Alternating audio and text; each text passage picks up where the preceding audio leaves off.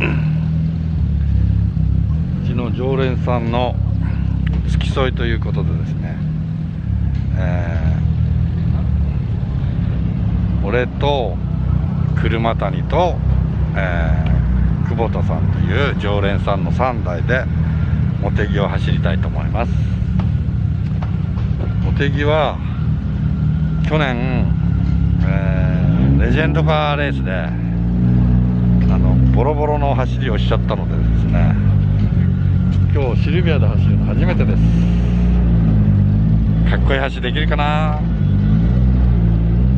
多分できると思います。ということでお楽しみに。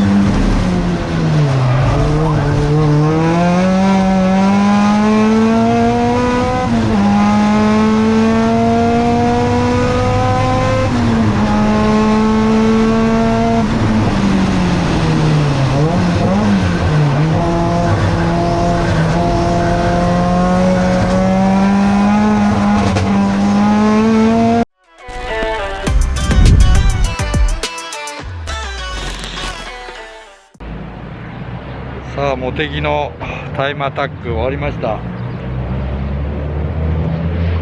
っぱり今日もアドバン052の強烈なグリップでグリップ力に助けられてね、ベストは8秒5ぐらいでした。2分8秒5でしたね。2位が車谷で1分13秒ぐらいだったんで、5秒ぐらい実にちぎりました。あまりにもやっぱり50台っていう台数が多すぎて、クリアラップがなかなか取れなくて、最初の何周かは本当にびっくりしましたもうこれタイムアタックなんかできねえやと思いましたけど、1周だけクリアを見つけて、なんとかクリアっぽいラインで走れたので、まあここ中低速なんですけど、ストレートからの急激なブレーキとかもあって、わりかし安全で面白いですね。主催者の粋な計らいか23番23つったらもう栄光の23ですからね、ミスもですからね。ということで、まあ、無事にですね、何事もなく、まあ可もなく不可もなくのタイムで走って、これから帰ります。ということで皆さんお疲れ様でした。チーズ。